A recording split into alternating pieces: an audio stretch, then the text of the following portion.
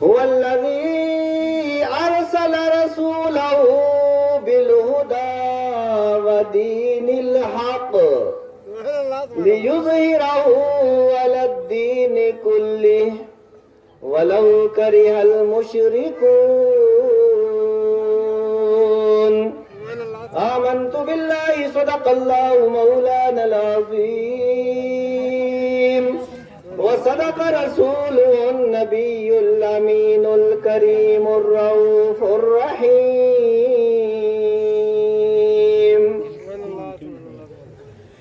حضرات گرامی قدر، آغاز گفتگو سے قبل کمال عقیدت اور جذبہ احترام کے ساتھ آئیے ہم اور آپ مل کر حضور نبی اکرم نور مجسم سید عالم فخر آدم و بنی آدم جناب محمد عربی اللہم فدا صلی اللہ تعالی علیہ وآلہ وسلم کی بارگاہ اقدس میں ہدیہ درود و سلام پیش کرنے کی سعادتیں حاصل کریں اور پڑھیے باوز بلند اللہم صلی علی سیدنا و مولانا محمد وعلی آل سیدنا و مولانا محمد وبارک وسلم صلاۃ و سلام علیک یا رسول اللہ یا رسول اللہ یا نبی اللہ یا حبیب اللہ رسول اللہ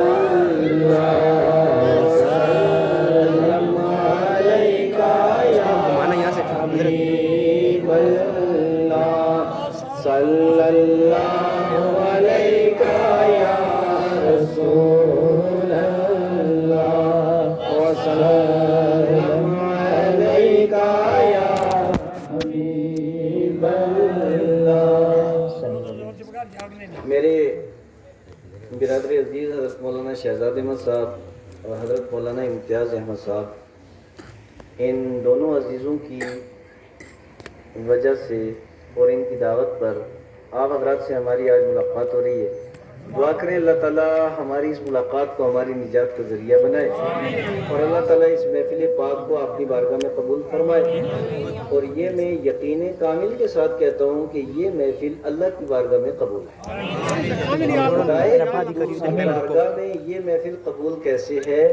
اس لیے کہ یہ کوئی عام محفل نہیں، یہ رسول پاک کی محفل ہے. آقا کریم علیہ السلام کی جو محفل ہوتی ہے وہ محفل قبول ہوتی ہے. اس کی دلیل یہ ہے کہ حدیث شریف میں اللہ کے پیارے محبوب فرماتے ہیں پانی کا سلسلہ بند ہو جائے اور پوری توجہ ادھر رکھتے، کھانا پینا تو لگا رہے گا، بس تھوڑی دیر میں تقریر کروں گا. اس وجہ سے بس مجھے میاں سے میں بہت حساس مزاج ہوں تقریر کے سلسلے میں. پوری توجہ جب تک مجمع کی نہ ہو تو اب بیٹھ جائیں جہاں ہیں، پوری توجہ ادھر رکھیں تھوڑی دیر.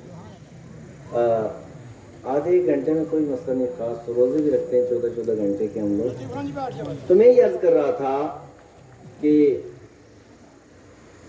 حدیث شریف میں اللہ کے پیارے محبوب صلی اللہ علیہ وسلم نے ارشاد فرمایا کہ ہر وہ دعا جس کے شروع میں درود پاک ہو اور جس کے آخر میں درود پاک ہو تو وہ دعا اللہ تعالیٰ قبول فرما لیتا ہے. اس کی وجہ کیا ہے کہ درود پاک روئے زمین پر ایک ایسی عبادت ہے اللہ کی کہ آپ دیکھیں کہ نماز کا تعلق یا نماز اہم الفرائض ہے، عظیم ترین عبادت نماز ہے. نماز کے بغیر چارہ بھی نہیں، گزارا بھی نہیں. لیکن اگر طہارت نہ ہو نماز نہیں ہوتی. پھر طہارت بھی ہے، بندہ مسجد کے اندر چلا بھی گیا، لیکن اگر ریاکاری ہو گئی بظاہر تو نماز اس طریقے سے ہو جائے گی کہ ایک فرض تھا وہ ذمے سے ساقط ہو گیا، لیکن وہ نماز اللہ کی بارگاہ میں قبول نہیں ہوتی. اسی طریقے سے روزہ ہے، انسان بڑی محنت و مشقت کے ساتھ رکھے لیکن اس کے اندر بھی اگر کوئی ریاکاری یا اس طرح کا کوئی مسئلہ آ گیا تو وہ بھی قبول نہیں ہوتا. زکوٰۃ ہے، حج ہے، کوئی بھی عبادت ہے، ریاضت ہے، اگر اس کے اندر ریاکاری کا شائبہ ہو جائے تو پھر وہ عبادت اللہ کی بارگاہ میں قبول نہیں ہوتی. لیکن درود پاک ایک ایسی عبادت ہے کہ اس کو آدمی وضو میں ہو یا بغیر وضو کے پڑھے یا کھڑے ہو کے پڑھے یا بیٹھ کے پڑھے یا لیٹ کے پڑھے، اگر ریاکاری سے بھی پڑھے گا اللہ تعالیٰ تب بھی قبول. ریاکاری سے بھی اگر درود پاک پڑھا جائے خدا تعالیٰ تب بھی قبول فرماتا ہے. تو اب درود پاک آخرکار وجہ کیا ہے؟ اس لیے کہ درود پاک کی نسبت نبی پاک کی ذات مقدسہ کے ساتھ ہے، اور حضور کی ذات کے ساتھ جس چیز کی نسبت ہو جائے وہ چیز پھر چھوٹی نہیں رہتی، وہ چیز بڑی ہو جاتی ہے، وہ چیز پھر مردود نہیں نہیں ہوتی، وہ اللہ کی بارگاہ میں قبول ہو جایا کرتا ہے۔ اسی لیے بظاہر یہ محفل چھوٹی سی ہے، لیکن حقیقت میں یہ دنیا کی عظیم ترین محفل ہے، اس لیے کہ اس کا تعلق نبی پاک علیہ السلام کی ذات مقدس ہے۔ سبحان اللہ، سبحان اللہ۔ حضرات گرامی، یا رسول اللہ، زندہ باد۔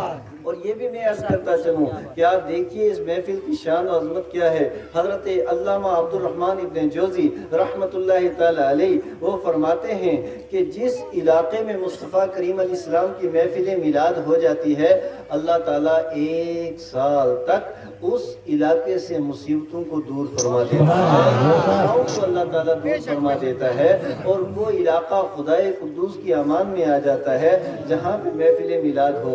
تو اس مقدس محفل کے اندر آپ بیٹھے ہیں، اور آؤ آج میں آپ کو ذکر رسول سناؤں گا۔ اور پھر میرے عزیزان نے مجھ سے پیشتر بھی تقریریں بھی کی، مولانا خلیل صاحب کی بہت اچھی تقریر ہوئی، میں راستے میں سن رہا تھا۔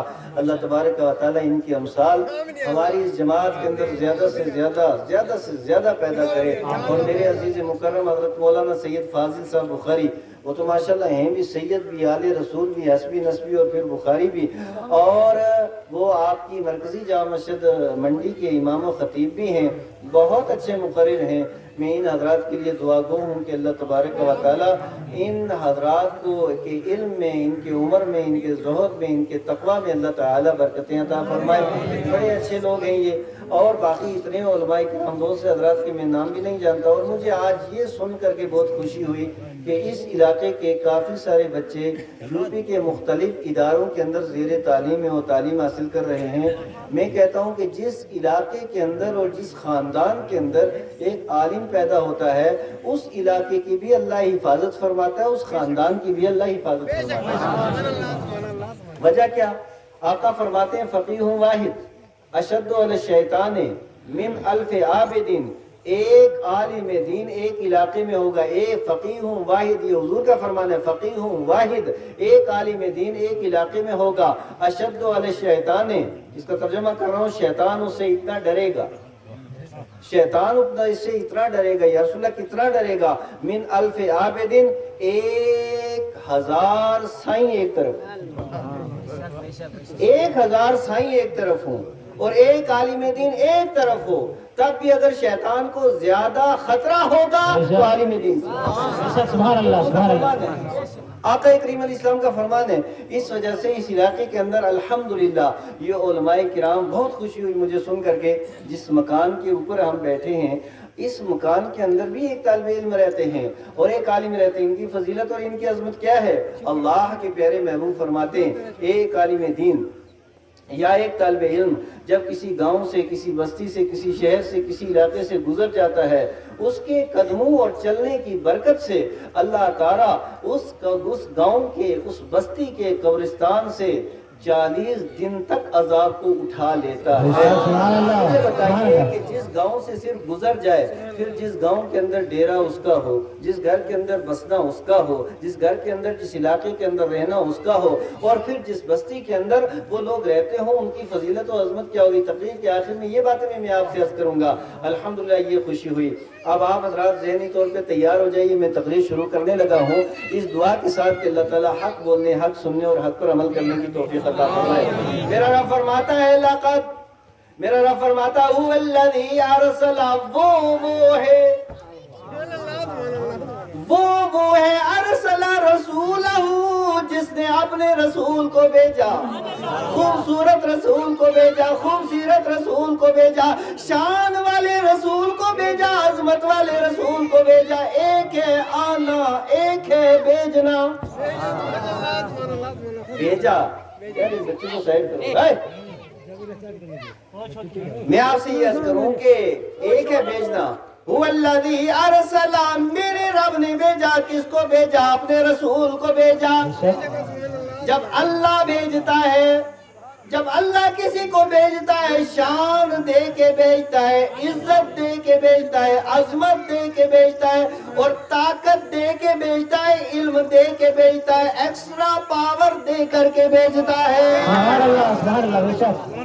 اب دیکھو ایک بات سمجھو، ایک مسئلہ میں آپ کو سمجھاؤں گا۔ ایک ہوتی ہے تخلیقی قوت، ایک ہوتی ہے تخلیقی قوت اور ایک ہوتی ہے ترسیلی قوت. اب یہ ترسیلی قوت کیا ہے اور تخلیقی قوت کیا ہے، تو یہ بات میں آپ کو سمجھاؤں گا، پوری توجہ میری طرف. تخلیقی قوت یہ ہے کہ اللہ تبارک و تعالیٰ کی حکمت یہ ہے، اللہ تبارک و تعالیٰ کی سنت یہ ہے کہ ساری مخلوق میں جس چیز کو جتنی طاقت جتنی قوت کی ضرورت تھی، اللہ تعالیٰ نے اس چیز کو اتنی قوت اتنی طاقت عطا فرمائی. اب دیکھیے خدائے قدوس کی شان اور اس کی کاریگری. ایک چونٹی سمجھتے ہیں جس کو ہم اپنی زبان میں کیڑی کہتے ہیں، اس کو جتنی طاقت کی ضرورت تھی اللہ نے اس کو اتنی دی ہے. ہاتھی کو جتنی قوت کی ضرورت تھی اللہ تعالیٰ نے اس کو اتنی قوت دی ہے. اب ایمانداری سے بتائیے، اگر ہاتھی کے اندر صرف چونٹی اتنی قوت ہوتی وہ آپ کی زندگی گزار سکتا تھا؟ اور اگر اس چونٹی کے اندر ہاتھی اتنی قوت ہو جاتی تو پھر ہم میں سے کوئی اپنی زندگی گزار سکتا تھا؟ جس کی جتنی قوت تھی اللہ تبارک و تعالیٰ جو جتنی قوت کی حفاظت کر سکتا ہے ہر بندے کو اتنی دیتا ہے. کچھ لوگ کہتے ہیں جناب میرے پاور مجھے مل گیا میں یہ وہ کروں گا، تو ہم یہی کہتے ہیں اللہ تجھے دے گا ہی نہیں. تو جس کے اندر قوت جتنی ہوتی ہے یہ اللہ تبارک و تعالیٰ کی سنت ہے کہ جس مخلوق کو جتنی قوت طاقت کی ضرورت تھی اللہ تعالیٰ نے اتنی قوت اور اتنی طاقت اسے عطا فرمائی جس سے وہ زندگی گزارتی ہے اسے.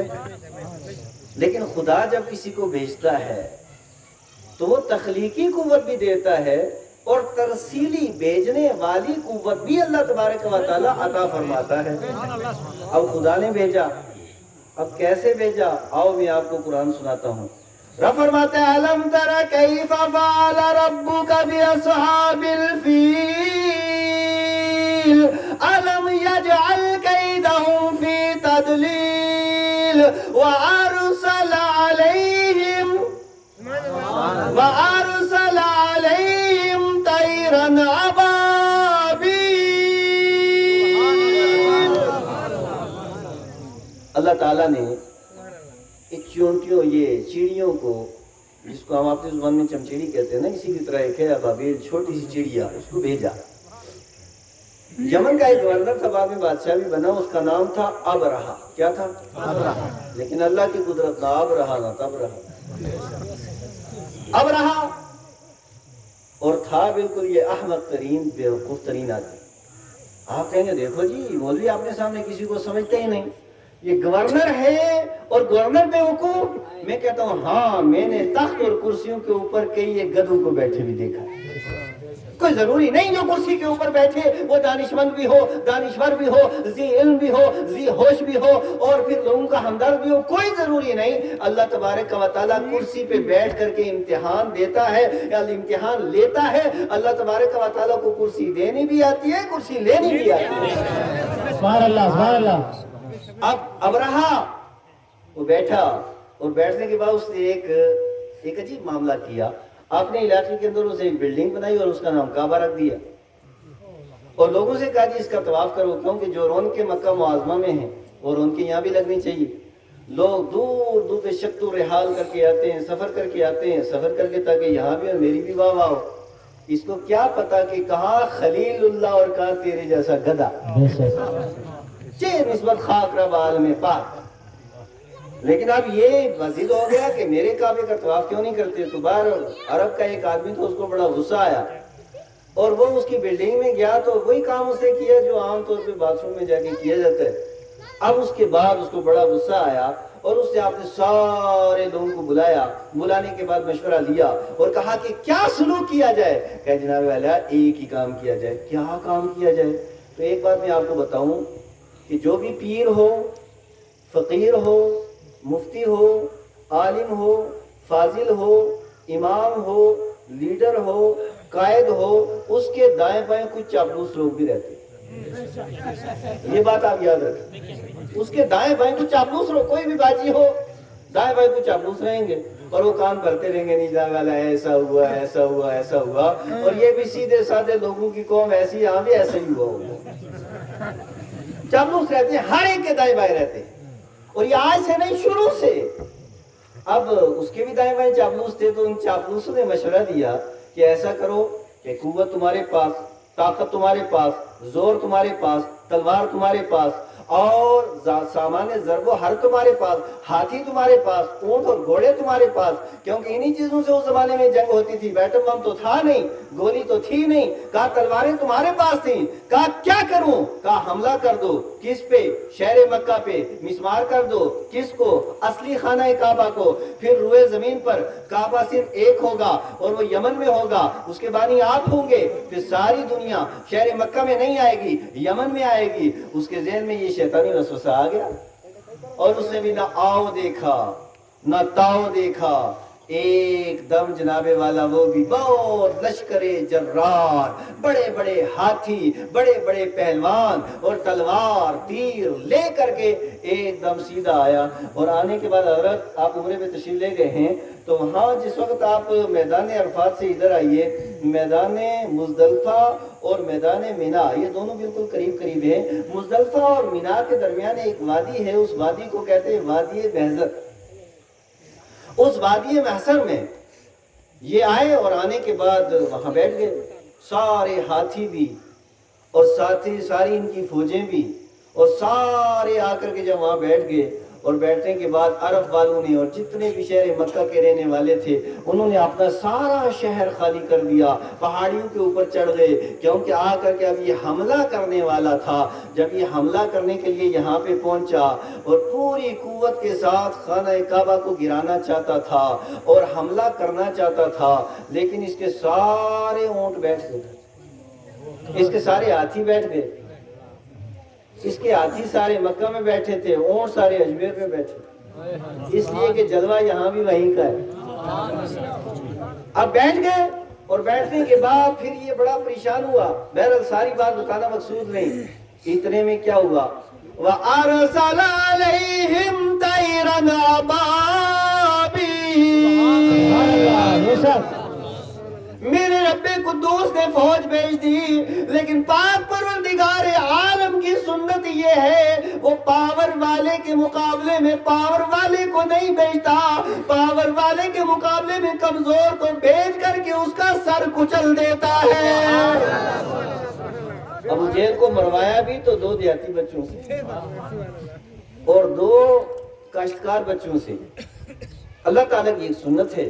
اب اس کے بعد کیا ہوا؟ خدائی فوج آ گئی، اور فوج بھی ایک دم سارے فلائٹ کی اور آئی ساری فوج، ایک دم فضا ساری کالی ہو گئی، اور وہ سیدھے گئے میدان عرفات میں۔ وہاں جا کر کے ساری اپنا اسلحہ انہوں نے اٹھایا، اور اٹھانے کے بعد اب 50 گرام کا پرندہ کیا اسلحہ اٹھایا ہوگا، 10 گرام کے 3 کنکر یہ اٹھائے، اور اٹھانے کے بعد جب انہوں نے اڑان بھری ہے اور سپہ سالار کے حکم کے مطابق آ کر کے جب انہوں نے بمباری کی ہے، وَأَرْسَلَ عَلَيْهِمْ طَيْرًا أَبَابِيلَ تَرْمِيهِمْ بِحِجَارَةٍ مِّن سِجِّيلٍ فَجَعَلَهُمْ كَعَصْفٍ مَّأْكُولٍ۔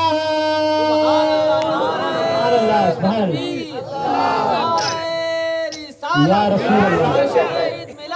قرآن کہتا ہے جو ہی ایک کنکر لگتا تھا ہاتھی کے 2 ٹکڑے ہو جاتے تھے، ایک کنکر لگتا تھا فوجی کے 2 ٹکڑے ہو جاتے تھے، ایک کنکر لگتا تھا گھوڑے کے 2 ٹکڑے ہو جاتے تھے، ایک کنکر لگتا تھا اونٹ کے 2 ٹکڑے ہو جاتے تھے۔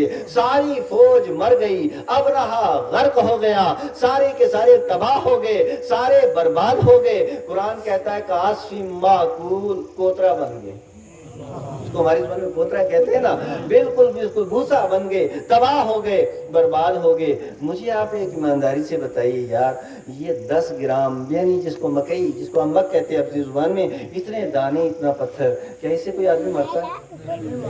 مرتا ہے اس سے آدمی؟ اگر بھینس کو مار دیا جائے بھینس مرتی ہے، لیکن یہ کیا، یہ کنکر مارا، بھینس تو بھینس، 10 بھینسوں اتنا تو ایک ہاتھی ہوتا ہے، ہاتھی کے 2 ٹکڑے ہو گئے۔ وجہ کیا؟ وجہ یہ ہے کہ یہ ابابیل آئے نہیں تھے، وَأَرْسَلَ عَلَيْهِمْ، رب قدوس نے بھیجا تھا۔ تو 50 گرام کی چڑیا کو جب اللہ تعالیٰ بھیجے تو پھر کنکر نہ رہے، وہ ایٹم بم بن جائے، تو پھر اپنے نبی کو، محمد عربی کو، اپنے حبیب کو، اپنے محبوب کو، اپنے یار کو، نبیوں کے سردار کو भेजा होगा। नारे रिसालत, नारे रिसालत, खतीब अहले सुन्नत, नारे रिसालत। जब नबी मुकर्रम को भेजा होगा कितनी कुव्वत देकर भेजा होगा। अरे इतनी कुव्वत दी है कि जमीन पे रह करके जमीन पे सबने मार की है और जमीन पे रह करके चांद के 2 टुकड़े आमना के लाल ने किए हैं। बेशक बेशक।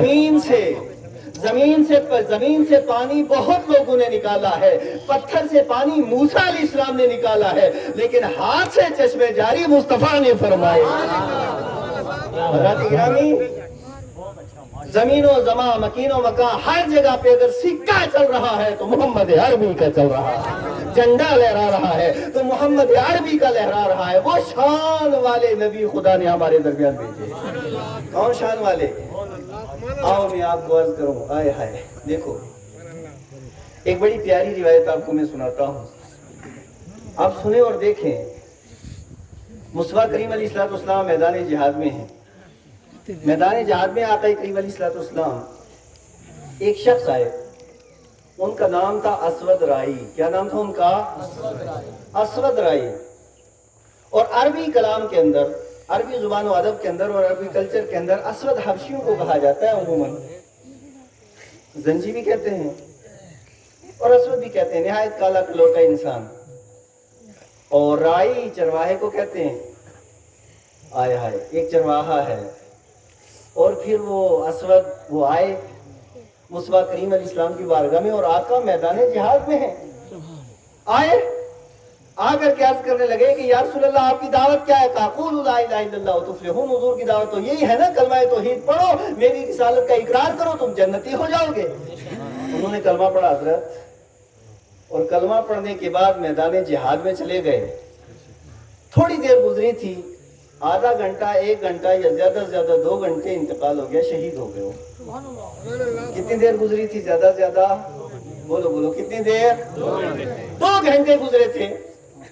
एक नमाज अदा नहीं की, तो चाहूंगा, एक नमाज अदा नहीं की, रोजा रखने का मौका ही नहीं मिला, ज़कात का सवाल ही पैदा नहीं होता, हज तो उन्होंने किया ही नहीं है, पड़ोसियों के हुकूक भी अदा नहीं किए हैं, और उसके अलावा जितनी नेकियों कुरान पाक की तिलावत नहीं की, मस्जिद कोई तामीर नहीं की, मदरसा भी कोई नहीं बनाया, सिर्फ 2 घंटे तक जिंदा रहे और जिंदा रहने के बाद उनका विसाल हो गया। अब दूसरी बात सुनिए आप, इसी उम्मत के अंदर इमाम आजम अबू हनीफा रदियल्लाहु ताला अन्हु जैसा मुज्तहिद और आबिद भी गुजरा है। इमाम आजम अबू हनीफा की वो शख्सियत है। मेरे आका करीम अलैहिस्सलाम इरशाद फरमाते, तारीख बगदाद के अंदर रिवायत मौजूद है, मेरे मुस्तफा ने इरशाद फरमाया, एक शख्स ऐसा होगा जो अगर औज सुरैया के ऊपर इल्म होगा, सुरैया के ऊपर अगर इल्म होगा, उसको भी उतार करके कौम के दरमियान तकसीम कर देगा। उसकी कुनियत अबू हनीफा होगी, वह हुआ सिराज उम्मती, मेरी उम्मत का सूरज होगा। शान वाले इमाम आजम अबू हनीफा रज़ियल्लाहु ताला। अब ये मजलिस वो मुतहम्मिल नहीं है कि मैं उनका इल्मी मकाम बताऊं कि हजरत इमाम आजम अबू हनीफा का इल्मी मकाम और मर्तबा क्या है, इतनी शान वाले। और फिर गौसे पाक तो गौसे आजम है ना, डूबी हुई कश्ती को बाहर निकाल दो। क्या शान बनाई अल्लाह ताला ने गौसे पाक की। 40 साल तक गौसे आजम ने भी, इमाम आजम ने भी ईशा के वुजू से फजर की नमाज अदा की। सुभान अल्लाह, शान वाले। लेकिन उधर देखिए, असवद राई को ईमान लाने के बाद कितनी देर जिंदा रहे? बोलो बोलो कितनी देर जिंदा रहे? 2 घंटे। अब ये उलमा बैठे हैं, इनसे पूछे इमाम आजम का दर्जा ज्यादा है या असवद राई का ज्यादा है, गौसे पाक का ज्यादा है या असवद राई का ज्यादा है, और वैसे करनी का ज्यादा है या असवद राई का ज्यादा है, इमाम मालिक का ज्यादा है या असवद राई का ज्यादा है, और हजरत उमर बिन अब्दुल अजीज का ज्यादा है या असवद राई का ज्यादा है, तो सबका जवाब एक होगा कि हुजूर गौसे पाक जैसे लाखों, हुजूर इमाम आजम जैसे लाखों, हजरत वैसे करनी जैसे लाखों, और हजरत उमर अब्दुल अजीज जैसे लाखों एक पल्ले में अगर होंगे और असवद राई एक पल्ले में होगा, तब भी अगर रुतबा ज्यादा होगा तो असवद राई का होगा। सुभान अल्लाह, नारे तकबीर, नारे रिसालत, नारे रिसालत। बेशक सुभान। सवाल ये पैदा होता है ارے اتنی نمازیں ادھر، اتنے روزے ادھر، اتنی عبادت، اتنی ریاضت، معرفت الہی کیا کیا ادھر نہیں ہے، اور ادھر صرف 2 گھنٹے ہیں؟ تو جواب علماء کا یہ ہوگا اس لیے کہ ان کے اندر ایک ایسی خصوصیت ہے جو ادھر نہیں۔ ہم پوچھتے ہیں وہ کون سی خصوصیت ہے؟ کہا خصوصیت یہ ہے کہ انہوں نے ایمان کی نگاہ سے مصطفیٰ کا چہرہ دیکھ لیا ہے، ایمان کی نگاہ سے مصطفیٰ کا چہرہ دیکھ لیا ہے، اور ایمان پہ ان کی موت ہو گئی ہے۔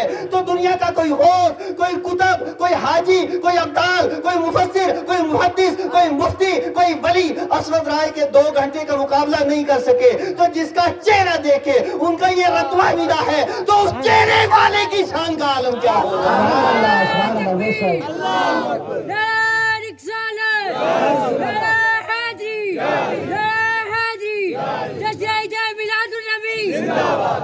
اسی لیے تو اعلیٰ حضرت فرماتے ہیں سب سے اولا والا ہمارا نبی، سب سے بالا والا ہمارا نبی، خلق سے اولیاء، اولیاء سے رسول، اور رسول سے اعلیٰ ہمارا حضرت کلام هو الذی ارسل رسولہ، وہ ہے جس نے اپنے رسول کو بھیجا۔ شان والے رسول، عظمت والے رسول، عزت والے رسول، احترام والے رسول، علم والے رسول، غیب والے رسول، حاضر و ناظر رسول، حیات النبی رسول، ان کو بھیجا ہے۔ اور کیسے بھیجا؟ آؤ 1-2 روایتیں سناتا ہوں، آپ عشق کے اندر آپ ڈوب جائیے۔ تفسیر روح البیان کے اندر یہ روایت موجود ہے۔ تفسیر روح البیان میں میرے مصطفیٰ کریم صلی اللہ تعالیٰ علیہ وسلم فجر کی نماز ادا کی آقا نے، اور حضور کا طریقہ یہ رہا کہ فجر کی نماز کے بعد میرے مصطفیٰ کریم علیہ السلام مسجد میں تھوڑی دیر بیٹھتے، صحابہ کرام حضور سے مسائل پوچھتے، آقا ان کا جواب ارشاد فرماتے۔ ایک دن میرے مصطفیٰ کریم علیہ السلام بیٹھے تھے، اور اس حدیث پاک کے راوی بھی حضرت صدیق اکبر رضی اللہ تعالیٰ بیٹھے میرے مصطفیٰ۔ اتنے میں میرے آقا کریم علیہ السلام نے ہاتھ اٹھا دیا، اللہم ارزق الاسلام بتیت قلبی، میرے اللہ تیہ قلبی کو ایمان کی دولت عطا فرما دے۔ دعا مصطفیٰ کریم کی ہے، اجابت نے بڑھ کے گلے سے لگایا، دلہن بن کے نکلی دعائے آقا کی دعا ہے نا، خدا کی یار اور خدا کے محبوب کی دعا ہے نا، اور حضور کی دعا، حضور دعا فرمائے اور قبول نہ ہو نہیں سکتا۔ آؤ میں آپ کو بخاری سناتا ہوں۔ حضرت ابو ہریرہ مصطفیٰ کریم علیہ السلام کی بارگاہ میں آئے اور آ کر کے عرض کرنے لگے، یا رسول اللہ صلی اللہ تعالیٰ علیہ وسلم، بڑے دکھ ہوئے، رونے لگے۔ کیوں روتا ہے میرے غلام؟ کہ حضرت مجھے اپنی ماں کا چہرہ دیکھنے کا دل نہیں کرتا۔ ماں کا چہرہ دیکھنے کا دل، بولو ماں کا چہرہ دیکھنے کا دل، جبکہ اسلام کیا کہتا ہے؟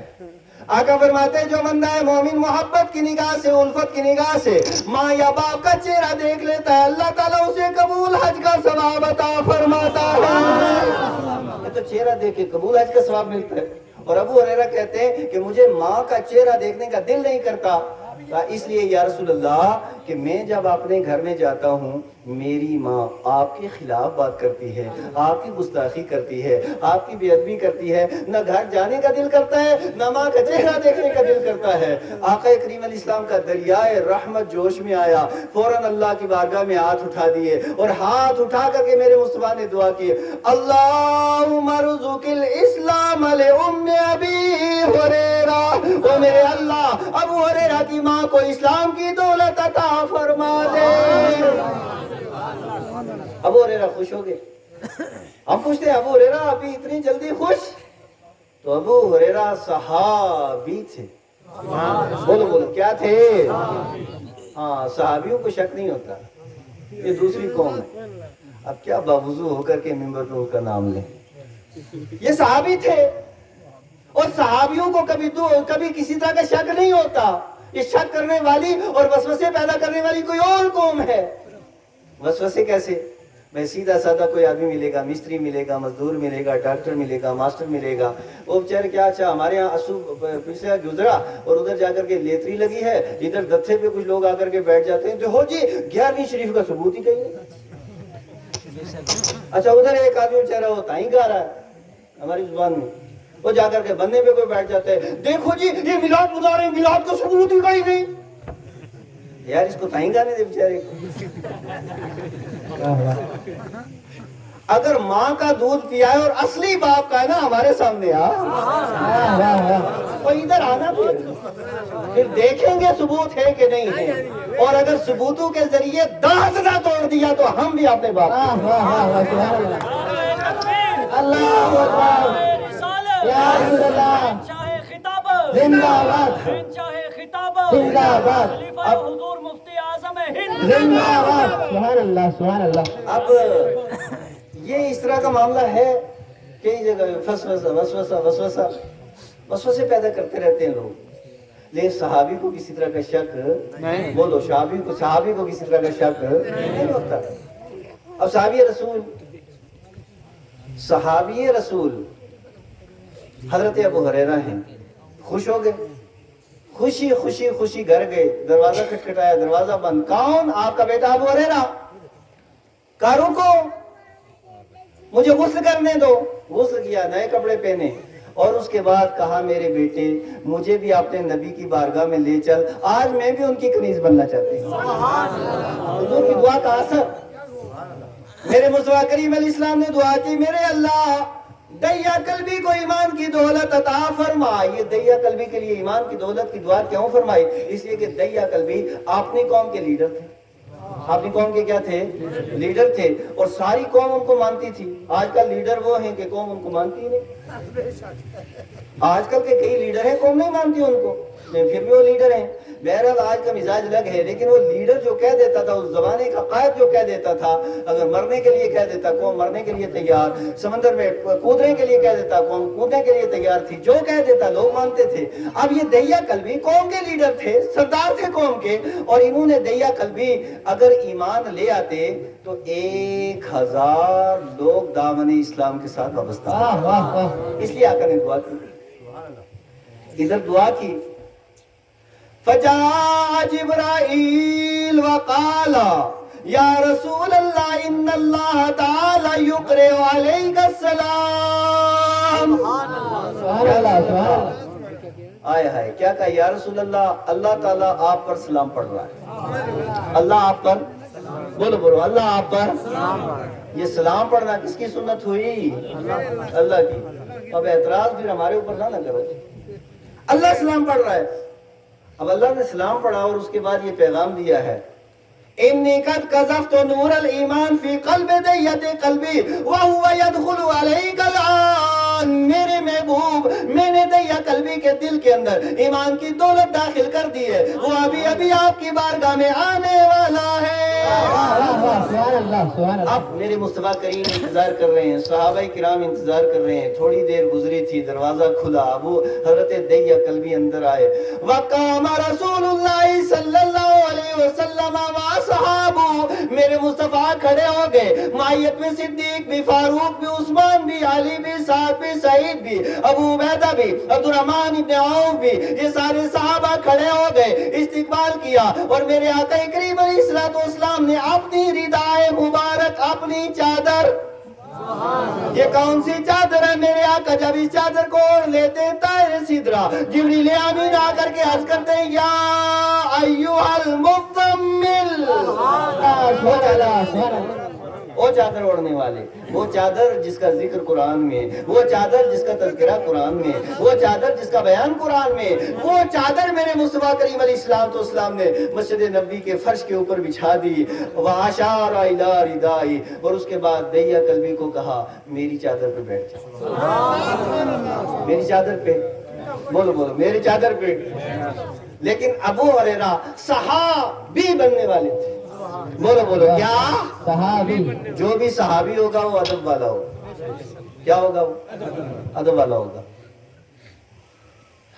میں آپ کو یہاں پہ ایک بات بھی بتا دوں کہ ایک دیوبندی جماعت کے ایک بڑے مولوی صاحب گزرے ہیں جن کا نام ہے مولوی اشرف علی تھانوی صاحب، وہ اپنی کتاب میں لکھتے ہیں کہ یہ جو سنی ہے نا، آپ نے اس نے بنتی لکھا ہے ہمیں خطاب کر کے، بڑے مہذب لوگ ہیں، کہ جتنے بھی بنتی ہیں سنی ہیں یہ بادب ہے، کیا ہیں؟ بادب ہیں، لیکن ہیں بے دین۔ اور پھر اپنے بارے جتنے وہابی ہیں یہ سارے کے سارے بے ادب ہیں، ہاں خود لکھا ہے، یہ سارے کے سارے بے ادب ہیں، لیکن یہ ہیں دیندار، ہیں بے ادب اور ہیں دیندار۔ میں نے کہا ایک جملے پہ اتفاق اور ایک میں اختلاف۔ اتفاق اس پہ کہ ہم ادب والے ہیں، تم بھی مانتے ہو، اور تم بے ادب ہو، تم بھی مانتے ہو، اور اگلا فیصلہ ہم پہ چھوڑو، جہاں پہ ادب ہوگا وہی ایمان ہوگا، جب بے ادبی ہوگی وہی ایمان ہوگا۔ نعرہ تکبیر، نعرہ رسالت، نعرہ حیدری، سرکار کی آمد، دلدار کی آمد، نعرہ تکبیر۔ اللہ اکبر۔ پھر ابو دہیا حضرت دہیا کلبی ایمان لائے، ایمان لانے کے بعد رونے لگے۔ کہا کیوں روتے ہو؟ کہا 70 بچیوں کا قاتل ہوں۔ پھر اس کے بعد مصطفیٰ کریم علیہ السلام رونے لگے۔ پھر جبریل امین آ گئے۔ کہا دہیا کلبی نے جیسے کلمہ پڑھا، اللہ نے اس کے 60 سال کے سارے گناہوں کو معاف فرما دیا۔ وہ شان والے نبی، 60 سال کے سارے گناہوں کو معاف فرما دیا۔ اس کے بعد میرے کیا ٹائم ہو رہا ہے؟ اچھا، اس کے بعد میرے مصطفیٰ کریم صلی اللہ تعالی علیہ وآلہ وسلم نے آئے آ کر رونے لگے۔ کہا مولا دہیا کلبی نے ایک بار کلمہ پڑھا، تو نے اس کے 60 سال کے گناہ اور 70 قتل معاف کر دیے، اور میری امت تو صبح شام کلمہ پڑھے گی، تو انہیں کیوں نہ معاف فرمائے گا؟ اس نبی کے آپ هو الذی ارسل رسولہ رسول۔ اچھا، میرے رسول کو کیسے بھیجا؟ ہدایت کے ساتھ اور دین حق کے ساتھ۔ میرے پیارو، بس یہ میری آخری تقریر کے الفاظ آپ یاد رکھنا۔ میں آپ سے یہ عرض کروں کہ آج الحمدللہ ہمارا عقیدہ بالکل بہت صحیح ہے، اللہ کا شکر ہے، لیکن اس کے ساتھ ساتھ یہ بات بھی عرض کروں کہ ہم عمل کے اندر بڑے کمزور ہیں، بہت زیادہ کمزور ہیں۔ اچھا، سب سے بڑی مصیبت یہ آتی ہے کہ ہمارے گاؤں کے اندر ایک مثل چلتی ہے، مثال چلتی ہے، بستی بستے کل بلا نس ہے، وہ لوگ کہتے ہیں نا۔ یہ بہت اچھی بات اور وہ کتاب و سنت کے مطابق بات کہی ہے ہمارے بزرگوں نے، بڑوں نے۔ بستی بسے کل بلا، یعنی جہاں پہ بستی ہوگی وہاں بلا، اور جہاں پہ بلا ہوگی وہاں بستی۔ اب ہمارے سنی کیا کرتے ہیں؟ مسجد بناتے ہیں اور اس کے بعد مسجد میں جاتے نہیں تو بلائیں بستر لے کے گھس جاتے ہیں۔ بے شک۔ اب وہ آتے ہیں اور آ کر کے وہ بستر اٹھا کر کے جب وہ گھس جاتی ہیں، بعد میں لڑائیاں ہوتی ہیں، پھر صاف ظاہر ہے پٹھانوں کو ڈنڈا چلانا پڑتا ہے۔ اس وجہ سے ڈنڈا چلانے سے پہلے آپ نے مسجدوں کو آباد کرنا۔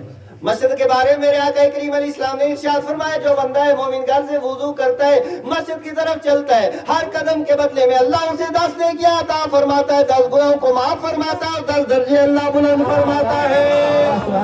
10 درجے اللہ بلند فرماتا ہے اس بندہ ہے مومن کی جو بندہ صرف مسجد کی طرف چلتا ہے۔ مجھے بتائیے روئے زمین پر ایسی کوئی عمارت، ایسی بلڈنگ، ایسی جگہ ہے کہ جس کی طرف چلنا عبادت ہو؟ اگر روئے زمین پہ کوئی جگہ ہے وہ اللہ کا گھر ہے، وہ مسجد ہے کہ چلو گے خدا گناہ بھی معاف فرمائے گا، درجات بھی اللہ بلند ملیں گے۔ اور پھر آپ مسجد پہ جب آئے گے نا، مسجد کے اندر، اور مسجد کے اندر آ کر کے بیٹھ کر کے میرے پیارو، اللہ کی عزت کی قسم، ہمارے بچے ان علماء کرام کا آپ خیال رکھیں، آپ اپنے بچوں کو قرآن کی تعلیم دیں۔